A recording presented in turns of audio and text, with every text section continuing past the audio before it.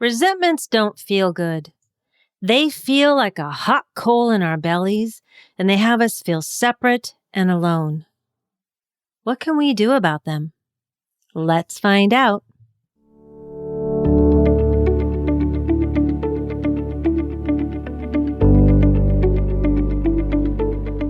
Hi, I'm Brenda Reese, freedom and forgiveness coach, and a person just like you that is learning to navigate life and all of its challenges. I teach a forgiveness process like no other. It's a blend of practical and spiritual forgiveness. This process guides you into knowing how unforgiveness can be keeping you stuck in your relationships, both personally and professionally, and how it prevents you from releasing resentment and finding joy. Each week, I share practical and some not so practical tips, tools, and advice from myself and other people that are on this journey just like us. This is for you if you are ready to turn your pain into peace. Welcome to the Forgive Yourself podcast.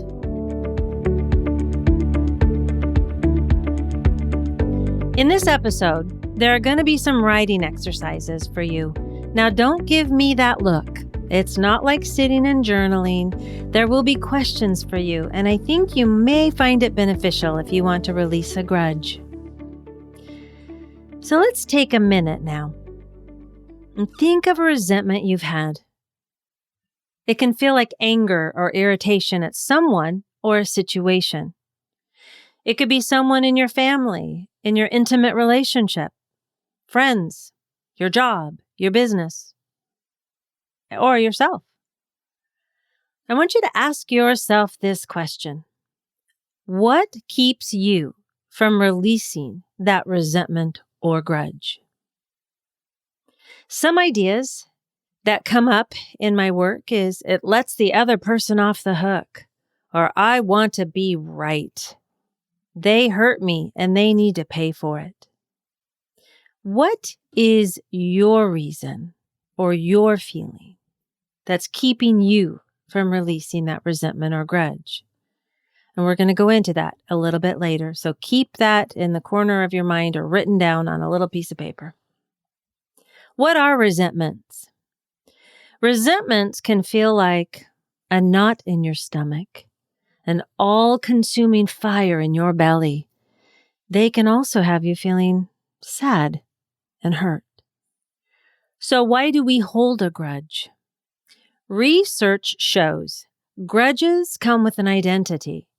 With our grudge intact, we know who we are, a person who was wronged, and there's power in that.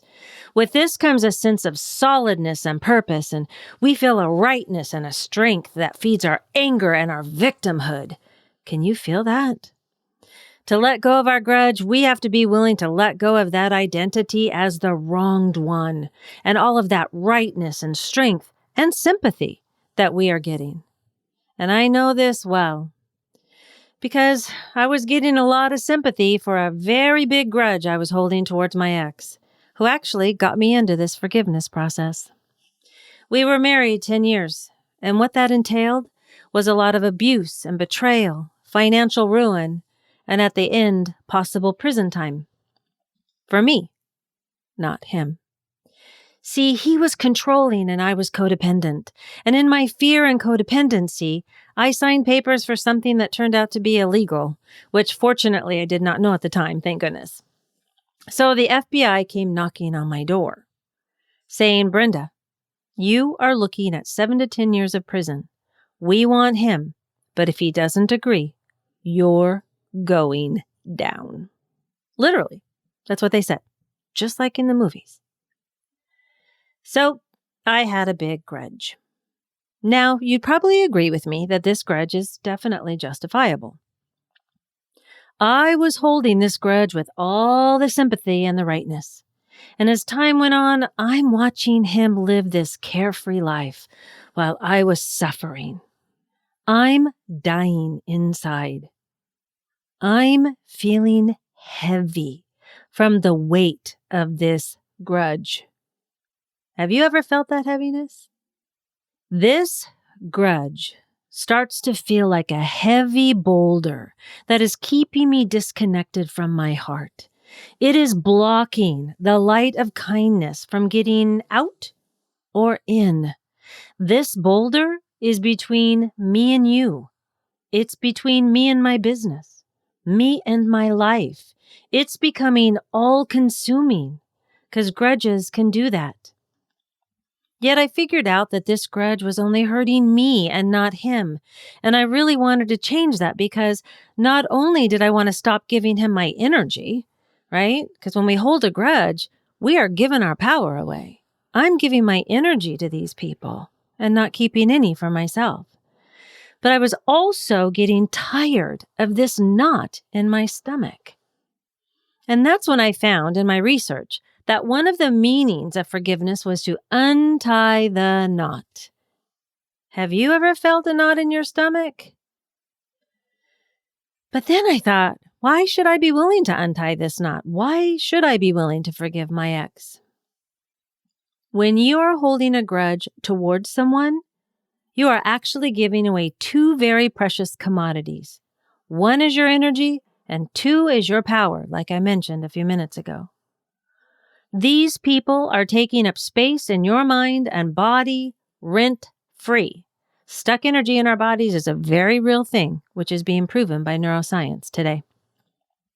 Releasing grudges not only gets us our energy and our power back, but you can also gain peace of mind and heart and a lightness of being, not so heavy. This is the space that we want to be able to make our decisions in our lives and our businesses from, not from that grudge. But how do we get there? Now, we don't seem to make changes in our lives unless we can identify the cost and the benefit of what it is we want to change. As our brains are wired for more of the protection or negative aspect, let's look at the cost first. Here are 7 areas to look at: time, energy, money, emotional, physical, mental, and relationships. Now is the time we want to get out that journal or paper and pen. Because what I'd like you to do is to write down what areas out of those 7 you feel there is a cost for you in holding a resentment. Like we talked about in the beginning, that's what I had you think about in the beginning. Or maybe something else has come up for you, because sometimes I have quite a few. So write down what area, right, you feel there is a cost for you. Is it taking up your time? Are you thinking a lot about this situation or person? Is it someone who has taken money from you? Is it an emotional toll, a physical toll, mental, relationship? So take some time and write that down.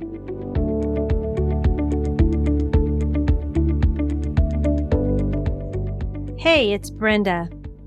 Are you feeling unhappy in your relationships, work, or even life itself? Or maybe you are ready to break free from any guilt, shame, anxiety, or heaviness that you're feeling? If you said yes, you are invited to join me and a small group of women in the upcoming Freedom Through Forgiveness 7-week self-forgiveness and self-acceptance online course, where we will be meeting each Tuesday evening for 7 weeks, where you will be able to look at your past differently, befriend your critic, learn about boundaries, and make connections with other like-minded and hearted women. Go to Brenda Reese, REISS coaching.com/workshops for more information.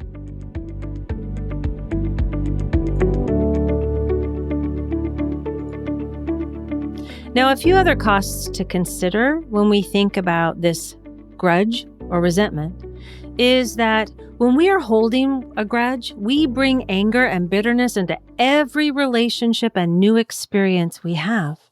It carries with us.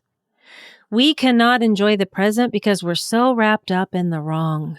Have you ever tried to be pleasant in an experience after you've had a big fight or you've felt hurt by something? We can't be present. And then we can also feel that our life lacks purpose or meaning, causing depression or anxiety. This does not sound fun at all. So, after all that heavy stuff we just talked about, I want to remind you of the benefits that we talked about in another episode. decreased levels of anger and hostility, increased feelings of love, enhanced capacity to trust, freedom from the events of the past, improved health, improvement from psychiatric disorders. And remember, forgiveness improves endurance. So think about that when you're looking at sports and sex. Forgiveness improves your manifesting. Now, a few of the quotes that I like to remember when I think of benefits. One is from Nelson Mandela. You can forgive anything. Forgiveness is an attribute of the strong. It's really important to remember that. Forgiveness is not a weakness. And also something that I share with my clients is that forgiveness liberates your heart. Now, there are the 3 steps for us to look at to begin to unwind our resentments or grudges. So keep that paper out and that pen. Step number 1 is to create awareness. Now, we do this by first being aware of what or who we feel the resentment or anger about, like we talked about, the thing or person you thought of in the beginning and that you just did in the last exercise. The thing about awareness is we cannot change what we don't know is there. So awareness is the first step. So take a few minutes and write in your journal who or what is coming to mind right now, because it could be somebody or something totally different. Or like I said, you could have a lot of them like me. That's why I have a forgiveness list. And think about those resentments or grudges or anger. So I want you to write down their name and some of the feelings that come up. Then ask yourself this question. On a scale of 1 to 10, how willing am I to create more awareness around my beliefs and patterns that could be causing this resentment? This is where I want you to be rigorously honest with yourself. How willing are you? It doesn't matter which number you pick. Step number 2 is responsibility. Taking responsibility for our thoughts, feelings, and actions is a huge step, especially when we feel like we've been victimized. And in a lot of cases, we have been victimized. Yet, we can look at what part do I play in my suffering if I continue to feel victimized? Remember those costs and benefits? So the exercise around responsibility is this. I want you to take a moment and bring to mind that person that you just wrote about in your journal. When you think of that person, what do you dislike about them? I want you to write down at least 5 to 10 things. What you don't like about them. It's okay. We're going to take a few minutes. I don't want you to think too hard. No one has to see your answers. So write down whatever comes to mind and don't judge yourself for having these feelings. These are yours. They're okay to have these feelings. Are they mean to you? Do they bully you? Have they lied to you? Maybe you feel betrayed or they don't listen. So take that time and write those down. Very important. Now, this is the interesting part. This is where we look at this relationship as a mirror, and we'll be talking more about that. Because what we look at is where are we doing these things to ourselves? Right? Okay, just breathe a minute. Just breathe on that. Because our relationships are mirrors, but they're not exact mirrors. So it doesn't mean you are exactly like that person. What are they reflecting for you that you have denied, repressed, or rejected about yourself? Feelings and thoughts that we've repressed and suppressed about ourselves are things where we stuff down, right? So suppression, we stuff it down. But we know they're there, but we keep doing things to distract ourselves from feeling that feeling. So that can be all of the alcohol or shopping or gambling.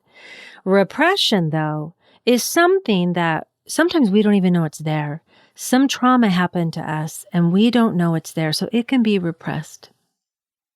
So what are they reflecting for us that we can see right now? Our relationships are for growth and healing.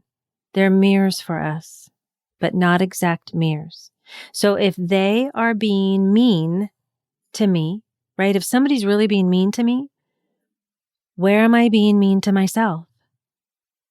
If they lied to me, or I'm around people who lie, where am I lying to myself about being unhappy in a relationship or being happy in a job or being unhappy in life or how I'm handling myself? Betrayed. Oh my goodness. Where am I betraying myself in keeping my voice down and playing small, right? And where am I not listening to me? Where am I not following through? I think you get the idea. Remember, no judgment, just curiosity. So the question to ask yourself in this step is, are you willing to take responsibility for your thoughts, feelings, and actions? Why or why not? What comes up for you? Write it all down. No judgment, just curiosity. And step number 3 is choice. This step is about being willing to be willing to continue to be aware of our own patterns and beliefs by being curious, not judgmental, curious. It's also about taking responsibility for our parts, right, and what happens in life, and then having the courage to stand for our own truth about it and make the changes we are ready to make. Sometimes that choice is to not forgive at that moment, and that's okay. It's choosing to allow our feelings, because that is a vital and important step that we are not taught to do. We're taught to stuff and suppress and find something else and distract. We're not taught to feel our feelings. But science is proving now, if we allow our feelings to happen, they can actually move through us, because that's what they're designed to do, within just a couple minutes. So allow those feelings.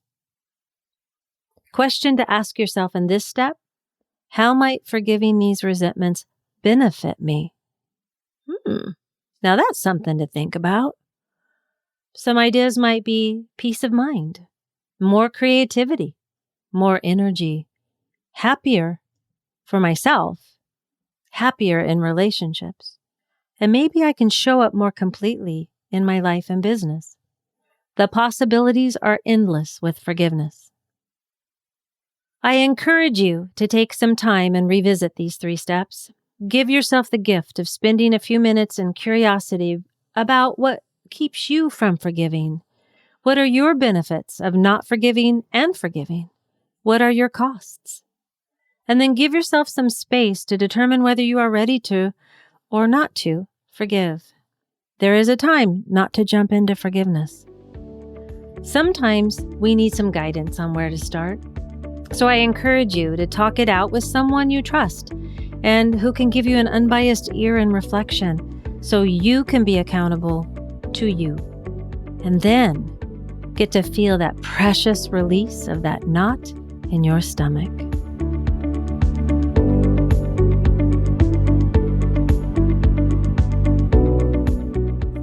Thank you so much for listening to the Forgive Yourself podcast.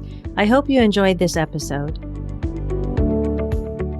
Please visit our website at BrendaReisscoaching.com for more show notes and additional episodes. And would you do me a favor and subscribe to this podcast? And please consider rating and reviewing the show. That will help other people find us. Thanks again for listening, and we'll catch you next time on the Forgive Yourself podcast. Take care.